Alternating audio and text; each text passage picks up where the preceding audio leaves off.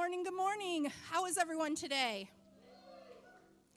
My name is Wendy. I'm a grateful follower of Jesus Christ who struggles with self-worth, people-pleasing, and food addiction. Okay, so what we usually do here at Celebrate Recovery, we usually go through either 12 steps or 8 principles, and today we're going to go through 12 steps. So I will read the step, and if you could please read the biblical comparison. And I'm going to step over here to do that. Step 1, we admitted we were powerless over our addictions and compulsive behaviors, that our lives had become unmanageable.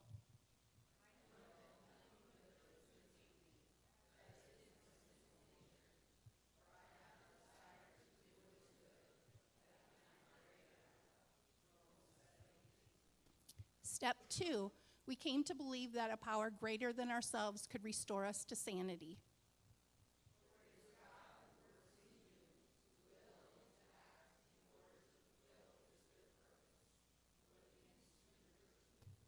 Step 3, we made a decision to turn our wills and our lives over to the care of God.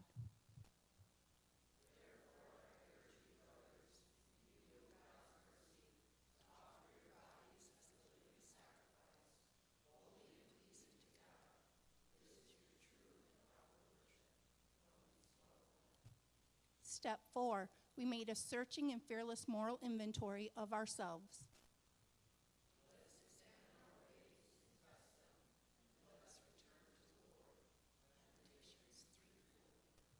Step 5, we admitted to God, to ourselves, and to another human being the exact nature of our wrongs.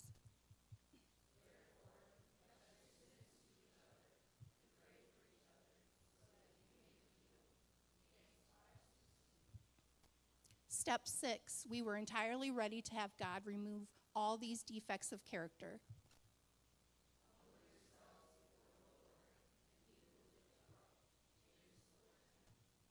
Step 7, we humbly asked him to remove all our shortcomings.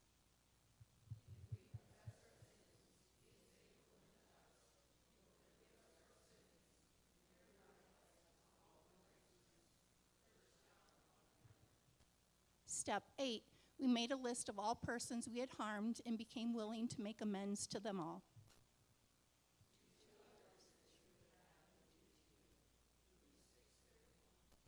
Step 9, we made direct amends to such people whenever possible, except when to do so would injure them or others.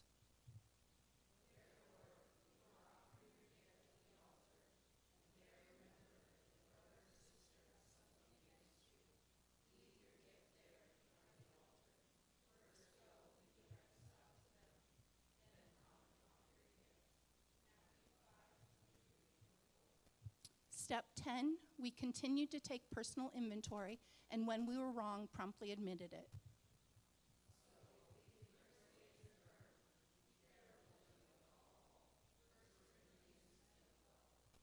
Step 11, we sought through prayer and meditation to improve our conscious contact with God, praying only for knowledge of his will for us and power to carry that out.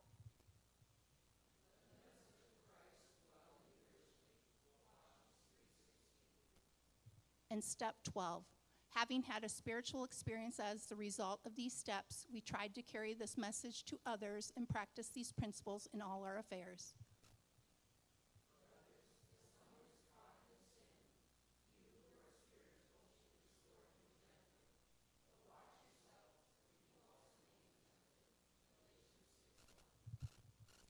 Okay, as Teresa mentioned, if you were here for announcements, Celebrate Recovery, or CR as we call it, so I might refer to either one. We have every Tuesday night. It's a 12-step program, but the difference between this and other 12-step programs is this is Christ-centered, because we believe that only God can cure us of our hurts, habits, and hang-ups. Amen? Okay, so every week, like I said, we'll either go through the 12 steps or the 8 principles. The principles are based on the Beatitudes in Matthew. What our night kind of looks like is we have a meal from 5 to 5:45. We have a large group, which we either have a teaching or a lesson from 6 to 7, and then we have small groups from 7 to 8. And small groups are broken down to life issues for both men and women. There's addictions for both men and women. Women also has abuse survivors, and starting in September, we'll have a sexual integrity for men as well. So this is a safe place where you can come and share your hurts, habits, and hangups. There's other people that are going through similar things as you, so you're able to come and be free to share all of those things. So hurts, habits, and hangups. You've heard from Teresa, from Danae. So what is a hurt, habit, or hangup? It could be anything. So it could be depression, anxiety. It could be an addiction such as alcohol, drugs, gambling, shopping, pornography. It could also be grief or anything else that you could possibly think of. So everyone is included in this group of people. I know that everyone has dealt with something, either lost a loved one, has someone that's going through something, maybe it's your spouse or a loved one, coming to general life issues that would help you as well. So there are some reasons why you should consider coming to Celebrate Recovery. The first one, kind of like I said, is, and this is for all you note takers. These are my things listed up here, because Rob and Eric and Stephanie always have them, so I had to have them too. So get a chance to be yourself. Stop wearing your mask. Usually when we come on Sunday mornings, everything is fine, right? I'm fine. Tuesdays, you can tell people actually how you're doing. You can do that when you're coming and eating. You can do that in your small groups. It's a time for you just to feel free to share what's on your heart. Make new friends. Some of my best friends now are people that I've met in Celebrate Recovery. Going through step studies with my stepsisters have become longtime friends. We still talk to each other. We still go through things that we have dealt with, either our recovery from it or if we're still dealing with it. Also, you learn something new. As I said, each week we'll have a testimony or a lesson. So the testimony, you can figure out who you might, or what you might relate to in their testimony. Usually something in everyone's testimony you relate to, whether it's abuse as a child or as an adult, having alcoholic parent, grandparent, friend, spouse, having someone that you've lost, grief. So usually you can identify with something. Or we have lessons. So throughout the year, since there's 52 weeks, we have 25 lessons, we have 25 testimonies, and then we have 2 special services usually, where we usually have a worship night, and then we also have someone that comes and teaches on something that's kind of related to Celebrate Recovery. Begin your road to recovery. So if you come to CR, you'll be able to start that journey to the recovery that you want to have. And again, I said that it's God-centered, so we focus every single lesson, every single testimony on what God's done in our lives. Gain accountability. So when you come, if you go to a small group, those individuals in there are considered accountability partners. So you want to make sure that you're sharing what's on your heart, and just those people in there become close friends to you, and you're able to talk to them after small group as well. You'll also be able to find a sponsor, and you might think sponsors are just, as Teresa said, just for people that are going through recovery from alcohol or drugs, but it's not. You could have someone, Teresa and I talk a lot because we both struggle with sweets or food addiction, so we sometimes hold each other accountable. We don't judge each other if we failed. It's just something that you're able to do. Okay. Celebrate your victories. So we have coins and chips that we give away every Tuesday night. Chips go from a blue chip from your first day. When you begin your recovery, they go through 30 days, 60 days, 90 days, 6 months, 9 months, and then we get to coins. And we have coins that are 1 year, 18 months, 2 years, and so on. And no matter if it's your first day, your blue chip, or it's your 25th year, those things mean the same to you because that first day is really important. You're stepping out and saying, I need help, I need God, I need you. Can't read the back, sorry. Learn how to make better choices.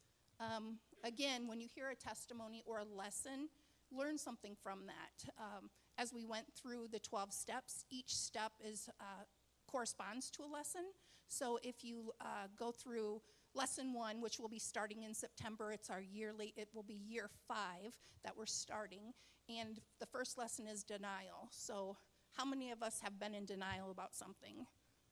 Yeah, so I'm in denial that scooters is bad for me. So step outside your comfort zone. While going to church is very important to your recovery, coming to Celebrate Recovery is a place for you to really open up. Kind of as I mentioned before, you can be real. Not that you can't be real at church, but it's more, what word am I looking for? It's more open to take off your mask at Celebrate Recovery. So if you come to that, like I said, you can come through the door, and usually Edwina or myself are at the welcome desk. We greet you, we give you a name tag, and we really do care what you're going through. So when we ask, how are you, we really do want to know how you're doing. Number 9, support people that are struggling. While you may be focused on yourself, other people are struggling too. So sometimes when you get out of your own head and stop thinking about your problems and you start thinking about other people and what they're going through, you learn that you can pray for them, that you can be there for them, and then in turn, they can do the same for you. And then the last one, you get to see me. So that's one of the biggest reasons to come. Okay, so I am going to introduce Tasha Anderson. She is going to give her testimony today. Many of you know who she is if you've been around the church for a while. She grew up in the church with her mom, Diane, and she has overcome a lot of things, and going through Celebrate Recovery has been a big part of that. So Tasha, welcome.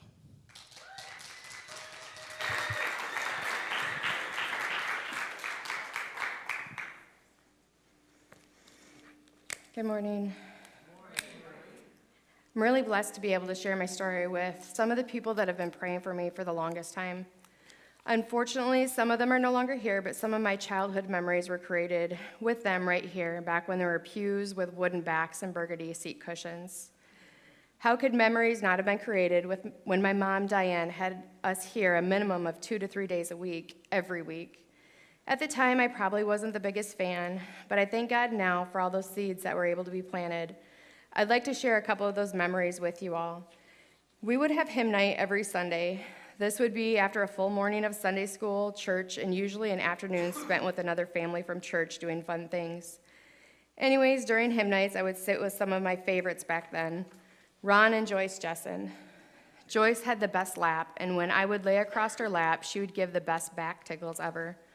I felt so much love from so many people in this church. Another memory for me was wearing a shirt that had the words Jesus, rock and roll. Not sure what else was on it. And I was baptized behind the stage here wearing that shirt. Thank you to everyone that has prayed for me and continues to do so.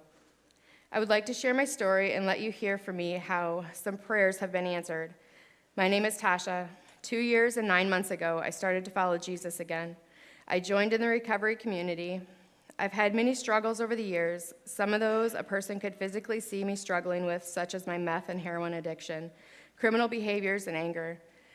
I wish I could say that all my struggles ended in November 2021, but that is not the case. I still have struggles that I work on every day, but the amazing thing is now I have an awesome God that I work through those struggles with. I don't try to do it alone anymore.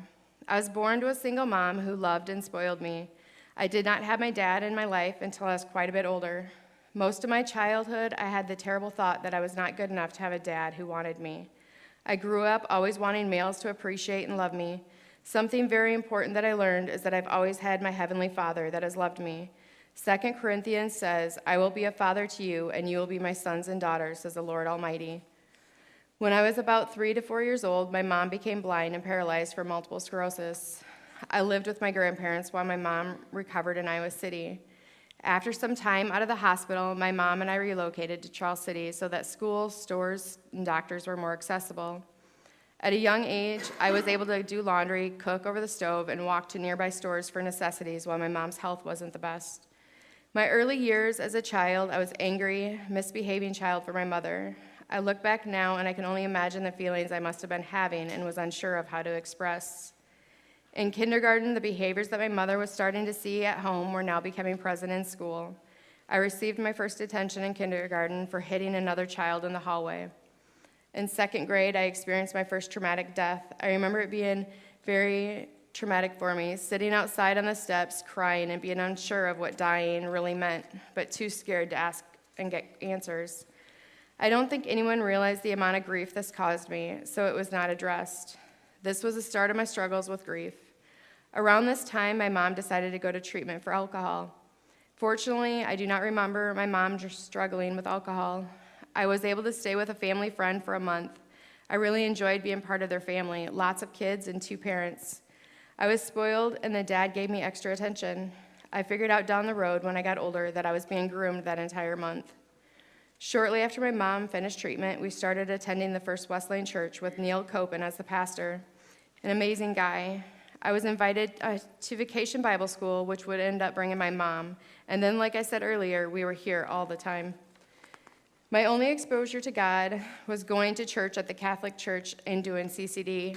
I remember learning that if you sinned, you had to repent or you're going to hell. I remember thinking that if I swear and I don't get a chance to go to confession and I die, I'm going to hell. That seemed awful extreme to me at a young age. I'm sure there's more to it, but that was what I remember the most. I started to learn at our new church about God's unconditional love. I enjoyed learning about Jesus. I was able to go to the Cedar Springs camp for the summer camp, and I was able to ask Jesus into my heart during one of these camps. My mom let me know a short time after completing treatment that she was pregnant. I was super excited to have a sibling. Shortly after finding out about going to be a big sister, my mom let me know she had had a miscarriage. I was so sad. Due to the circumstances, my mom let me know who my father was. I remember getting my hopes up and having so many plans now that I was going to have a dad, but they were quickly crushed as I had to remain a secret. While growing up, I remember having to see counselors, but I still don't remember feelings being talked about at home or with my grandparents. Shortly before middle school, the grooming that was started years ago was put into place. Sexual abuse started from our family friend that had convinced my mom that they were there to be a friend and a father figure. The abuse went on for many years. Even into my adult years, he attempted to harass and manipulate me. I kept this secret until I was 33 years old. By the time middle school rolled around, I was looking for an outlet. I wanted to be cool, accepted, and liked, and to be rid of the cruddy feelings I was having. I was able to get along with the kids in school and all the groups I was able to get along with the kids in all of the groups in school, but I was drawn to the kids that seemed to be struggling, kids that became negative influences. I started to smoke cigarettes and steal regularly. During my first year in middle school, my dad decided he'd like to be part of my life, and I was able to meet my older half-siblings by at least 5 years. I had not gotten a lot of time with my brother after I'd met him, due to being sent away quite frequently. During one of these times away, my brother took his own life at 21. I was devastated, angry, and had a sadness I couldn't explain. By the end of middle school, I was being sent away to foster homes, residential programs, the Girl State Training School, MHI, house arrest, and on probation. I had a miscarriage at 15 after I was taken advantage of by an adult couple. Although I was not ready to become a mother, I felt a huge loss that I had failed. I wasn't comfortable addressing feelings I was having, so I continued to push them deep inside. I felt very alone and didn't know who I wanted to turn to. By the time middle school years were ending, I had almost completely pushed God away as well, or so I had thought. I had a very clear God moment right before high school was to start. He gave me a reminder that he was still with me and that he loved me. I went up to Minneapolis to Teen Challenge, and I ran away shortly after getting there. I ended up in a not-so-nice area. I couldn't get a hold of my mom on the payphone, so I got into a vehicle with a guy that offered to help me. I was promised a place to live, money, necessities, etc. I said, I just want to try calling one more time. He dropped me off and said he would be right back to check on me. My mom answered. The police came and picked me up, and as I was getting into the police car, that man drove by with 3 other men in that car. I remember this moment now so clearly, and I think about how silly it was that I thought I was growing up alone. It wasn't long, and I unfortunately forgot how God had protected me. I started to question how God could love a disgrace like me. I continued to question why a God that loved me so much could allow so much heartache and unhappiness. I kept thinking, how come when I had accepted Jesus into my heart when I was younger, why didn't I have an amazing, perfect life after that? I came back to Iowa and went straight back to old friends and made friends that were in more trouble than they were before. I was experimenting with meth and other substances. I couldn't get along with my mom. I would blame everything on her. I ended up moving out on my own before I was 18. That didn't last long, and I moved in with my sister. Simple rule, no hard drugs. Simple rules, but being allowed to drink and smoke pot was not enough for me. I was using cocaine regularly until 5 days after I turned 18. I was reintroduced to methamphetamine. I very quickly became a heavy user, and within 6 months, I was an IV drug user, cooking meth and dating one of the main dealers in the area. It did not take long for me to realize what a mess I was in. I would sit at the top of our stairs, and I would pray to God to help me out of the mess I'd gotten myself into. My prayers usually sounded like an apology with a bargain for God. I'm sorry I've messed up, God. If you can just take away this need to use substances, I promise to start going to church and pray every day. That type of prayer. Another prayer went something like, God, if I could just become pregnant, I know that I would be able to stop. One day at the doctor for broken ribs, God answered my prayer. I found out I was pregnant and that desire to use was gone. I found out very early in my pregnancy, and I was able to have a healthy little boy. I wanted so badly to raise my son with a dad in the picture. It took me a little while to realize that I wasn't going to be able to stay sober and be the parent my son needed, surrounded by drugs and domestic violence. I moved back to my hometown, Charles City. I started to be around those that loved God, loved me, and loved my son. Our life was going very well, and my son was healthy, and my son was also in a healthy, safe environment. I met a man after a while that wanted to be my son's dad. We were married, he adopted our son, and we had 3 more children. The kid's dad was very supportive of me getting my GED and going to college so I could become a nurse. The kid's dad was respectful, hardworking, and didn't do drugs. He also had an amazing extended family. My then husband and I were active in the church with the kiddos. We were here every Sunday helping with the nursery, VBS, ushering, and at home I tried to teach the kids to live the same way they were learning at church. I tucked away my addiction and past traumas to the back of my head. I didn't realize that all that I had tucked away could affect me down the road. In 2010, my amazing mother-in-law passed away unexpectedly. This loss brought so much undealt with hurts to the surface. I became so angry at God that I still had not gotten any better than I was as a child at expressing my feelings. I had learned over the years how to forget those feelings or at least get them numbed. Alcohol started to become a regular part of my life. I knew then that I had a problem with meth, not alcohol, so I assumed I'd be fine.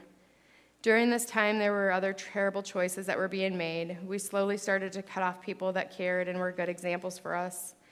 With all the terrible choices being made, our marriage became more difficult. We were soon arguing all the time, something we rarely did. We did relocate at this time as well. Instead of making new friends and better choices, we continued on the path we were already on. My then husband also ended up injured and required surgery along with time off from work. It should have been a wake-up call, but instead I spiraled out of control. My husband was very codependent and wanted nothing more than to keep me happy, even letting me see other people. So I manipulated the situation to fit what I wanted. I didn't think of anyone else's feelings but my own. I dismissed all the red flags when I met someone during this time. He was controlling, jealous of my husband, and manipulative. Plus, there was the drinking and the drugs. I thought I could hang out with someone that was using drugs and not end up doing them myself. It was not long, and I was back to using meth. My husband was at home recuperating, and I introduced him to using. I had immense guilt watching him spiral out of control. With all the guilt and hurt, I decided to leave my husband and be somewhere that was a steady drug supply. I decided that the kids should also move with me. Shortly after separating, I started using needles again. Over the next year, I regularly put my children around drugs and domestic violence. I neglected my kids for drugs and men. My kids went days with no food, no money, and no phone. The neighbor lady ended up feeding my kids. DHS became involved because of the neglect of my children and because of one of my children was abused by a boyfriend. I couldn't admit then that I had a problem with drugs. I did know that I was failing as a mother, so I reached out to their godparents to take my children. I convinced the kids' dad to go to treatment and that I would follow. I knew I was lying. I had him and the kids out of my way so I could put all my focus on my drug habit. I started bouncing between physically and mentally abusive relationships that would feed my drug habit. All that was important was to stay high as I could so that I didn't have to sit and feel the feelings I was trying to keep tucked away. I still didn't get that I was using for reasons I wasn't willing to deal with. It wasn't because I was a horrible person. I also wasn't willing to ask God for help. I thought I wasn't worthy of real love, especially God's love. I started to get into legal troubles pretty regularly. Jail stays became pretty common. I eventually received a felony charge, and at that time had a PO that was not putting up with any disrespect in the games I was attempting to play. I was sent to prison. It took me a while, but I started going to church for something to do while in there. The song Chain Breaker was big at the time. I remember singing that song and feeling hopeful and feeling something inside I hadn't felt in a long time. While I was there, I reached out to my home church from years ago. I had someone reach out back to me. It was Linda Carr. She was so positive and would talk to me about what was going on in her life, and she would also write about an amazing God and what he had done in her life. When the CO would be going through the mail, I was able to tell what was mine because Linda would write me on the brightest pink paper. During prison, my rights to my children were terminated. It was a very lonely and depressing place to be. After prison, I thought that if I would relocate away from Waterloo to some place I didn't have using friends, I would be able to stay sober. Linda picked me up and took me to B.G. Clark in Mason City. I had high hopes, and I did well for 3.5 months. I was blessed with a different PO. There were so many places in my life that I can see God intentionally putting some amazing people in my life. She genuinely cared about me. She taught me that I could trust women, and she showed me she wasn't going to be giving up on me over the next few years. Shortly after completing BG, my divorce was final. We went to court together, and I thought I could handle spending time with my ex-husband, but I couldn't. I decided to reach out to people I had gotten to know at BG and started using again. I knew with my using, any agreement from the kid's dad of being allowed to talk with my kids was over. I again quickly spiraled out of control. It wasn't long, and I had warrants. I found out that I had embarrassed my youngest daughter during this time. She found out her mom was on the most wanted list in Mason City while working on one of her school projects. After getting out of jail, I managed to throw together 42 days of sobriety. I started working third shift at a truck stop. I went right back to my old friends and habits. While at my job, I met a guy passing through that introduced me to heroin, something I swore I would never do. During this relationship, I suffered all types of abuse. I convinced myself that it was okay. The last desires to do the right thing eventually were tucked away. This guy ended up in jail, and I was able to get free from that relationship. I found out what dope sick was, so I did things to make sure I always had a place to live and a good drug supply.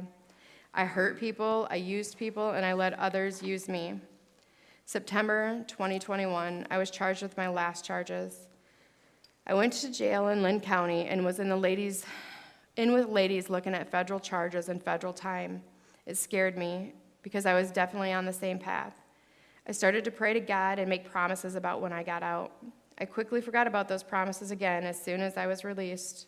But my PO called me the day I got out and let me know she was disappointed and she would be issuing a warrant. I remembered the tears and the long conversation I had with her. I so badly wanted to believe that I could do something different with my life, like she said. I decided to wait to turn myself in. I wasn't sure what I was going to do. I knew I was headed back to prison if I didn't die before I was caught. A few days after my conversation, I received a phone call from my adopted sister. Most everyone decided to distance themselves from me at this point, so it was odd that she had called. I want to let everyone know it wasn't because my family didn't love me. They did a lot, but they had to love themselves and love me from a distance. Anyway, she called because she was just finishing a life group, and they were talking about addiction and those lost in addiction. She asked me if I was sober. I laughed and told her no. She asked me when I was finally going to get sober. I replied with, "When are you going to take me?" It was more of a challenge, or at least I was hoping to shut down the conversation. If you know Kayla, well, she gets something in her head, there's no changing it until she has what she wants. A simple conversation during a life group, look where it can lead. On November 10th, 2021, we were able to find a place with an opening in detox unit, Make it 11/11/21, my sobriety birthday. Thank you. I was scared, sick, broken, but most importantly, I had become willing and wanted something better for myself. I struggled at first. The physical withdrawal was horrible. I began to pray, asking for the strength to be able to make it through the detox part. I quit trying to bargain with God and decided I may have to put some effort into it as well as feel some discomfort. I spent a week in detox, and then I went straight into the residential program.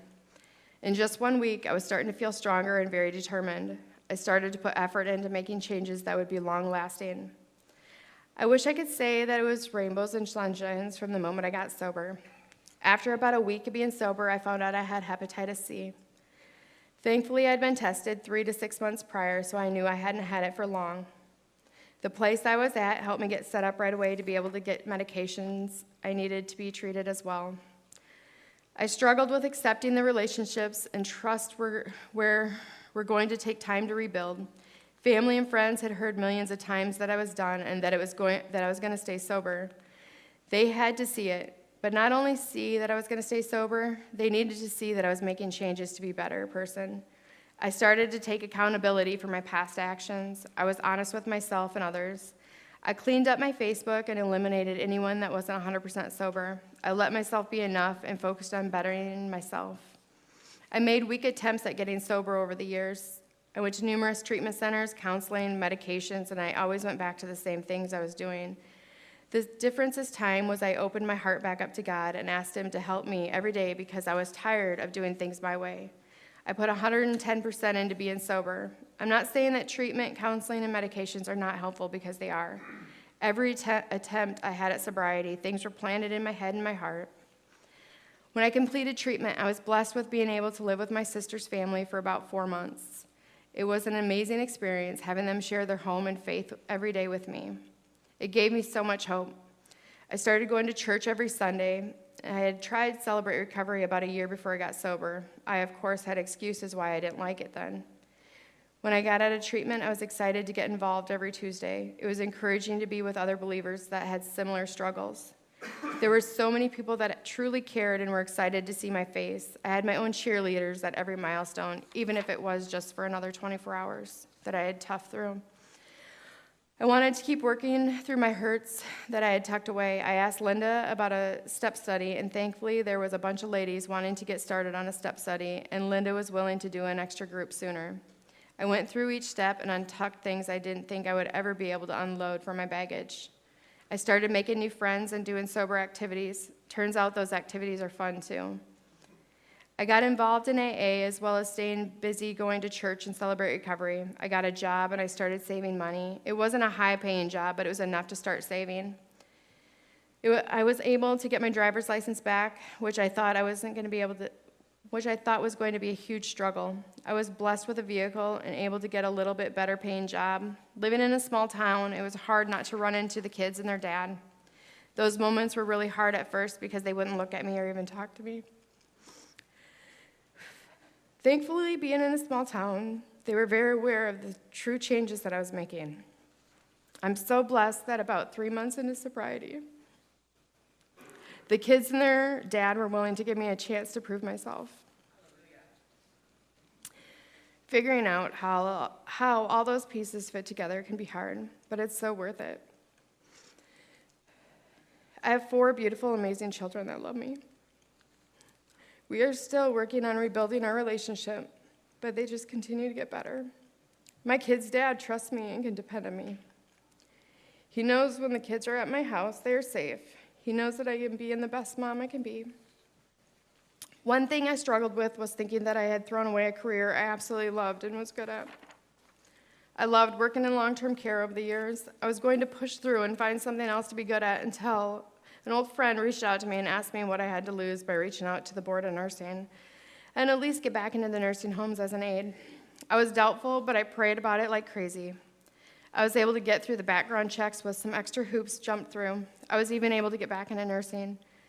Yes, I had a lot of hard work to do, and I have a few extra expectations for a while, but I have been working as a nurse again for almost 2 years. I had just gotten back into nursing for about a year, and a job opened up that would allow me to be able to use my nursing, but also allow me to be part of others on their recovery journey. It is exactly where I need to be, and I was meant to be. I also met this guy that loves Jesus, loves my kids, and loves me. We just celebrated our 1-year anniversary. I look back now and I see all the times God has put his arms tightly around me to protect me. We have a patient God who is waiting right beside me for me to come follow him again. My life is amazing. I am able to turn to Jesus when I'm struggling. I don't have to use substances to feel better. Celebrate Recovery is where I was able to grow and strengthen my relationship with Jesus. It is also where I found friends and comfort to be able to work through some of my struggles. Having a relationship with Jesus, working every day on being the best me, and dealing with new hurts right away is providing me with an amazing life. To the newcomer, I promise getting sober is worth it. It's not always easy, and you have your struggles, but remember, you're never alone. Reach out to your new friends and family, talk and take time to listen to God. Get involved, stay involved, sign up for the Next Step study. Life's not always perfect, but God doesn't promise a perfect life. He promises to be there with us always. Thanks for letting me share.